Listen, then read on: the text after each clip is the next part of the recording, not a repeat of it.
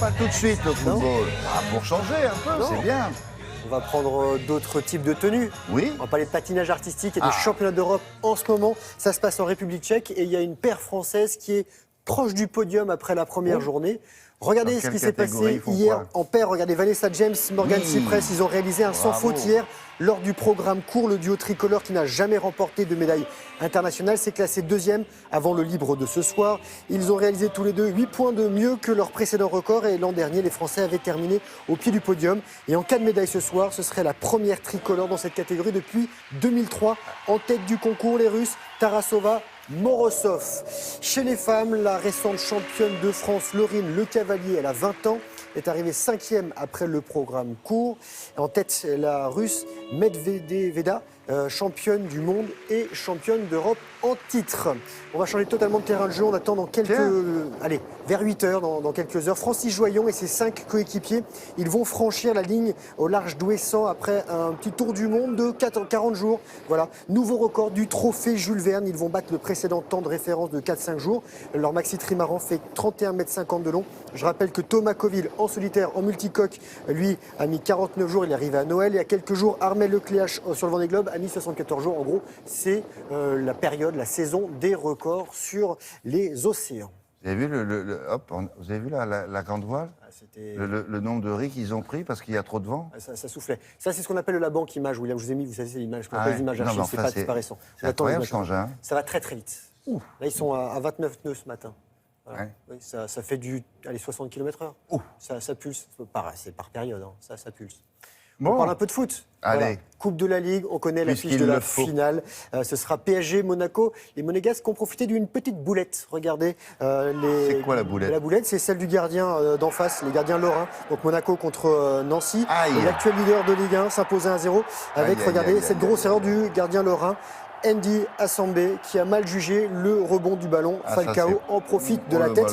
Monaco-PSG donc s'affronteront en finale et ils se retrouveront dimanche soir avant donc en championnat. Du foot espagnol, malgré ce superbe coup franc de ce superbe garçon Cristiano Ronaldo, le Real Madrid est éliminé en Coupe du Roi en quart de finale. De partout hier soir entre les Madrilènes et le Celta Vigo. À l'aller, les Galiciens s'étaient imposés 2-1. Ça passe en revanche pour l'Atlético Madrid, large vainqueur 3-0 à l'aller face à Eibar. Hier, les deux équipes se sont neutralisées de partout, but de l'égalisation de Juan Fran, direction le dernier carré donc pour l'Atlético. Encore un mot de foot, la CAN, la Coupe d'Afrique des Nations que l'on suit. Le Ghana en blanc, déjà assuré de disputer les quarts de finale, a été battu par l'Égypte qui est en rouge. Les Black Stars s'inclinent 1-0, but des Pharaons de Mohamed Salah.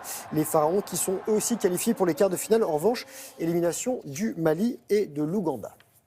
Bon, qu'est-ce qu'il nous reste? Un peu de basket avec de très bons résultats français sur les parquets, un petit peu de hand et après une petite surprise. Regardez le basket, on va commencer par Monaco en blanc qui a battu les Grecs de l'Aris Salonique 80-66 et Monaco qui se qualifie directement pour les 8e de finale de la Ligue des Champions. Dans cette même compétition, Strasbourg en rouge s'impose au Monténégro sur le parquet de Mornar-Bar 83-70.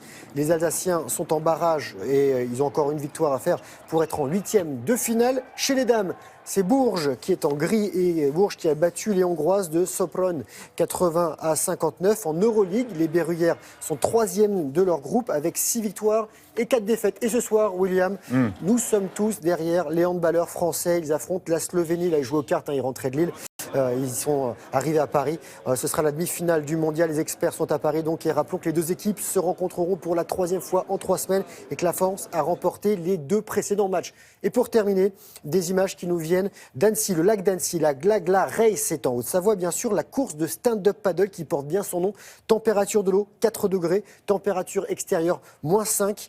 345 personnes, 12 nationalités, des gens plutôt réchauffés. Maxime Le Tournier en 1h21 sur le 13 km. 10 minutes de plus pour Olivia Piana chez les filles. Voilà, l'année prochaine, vous êtes invités à participer. Non, moi, je ne savais pas qu'il y avait des par 4. Alors, non, ils se mettent en train les uns derrière les autres. Non, mais il y en a, ils sont 4 dessus. Il y a des moments où vous pouvez être 4 dessus. J'ai participé à une course récemment où ils étaient 6 avec même de la musique au milieu. Voilà, sur ces énormes planches qui servent normalement au sauvetage sur les côtes australiennes. C'est une compétition ou c'est juste pour rigoler? Les 4 par 4, c'est pour rigoler. Bon, les vrais, bah là, c'est ceux-là, les vrais tout seuls. Là, c'est pas de la compète. Ils étaient dans la compète, ils ont fait un temps, mais bon, ils sont bon, derrière. c'est Vous êtes pour plus lourd pareil, quand même à ouais. 4.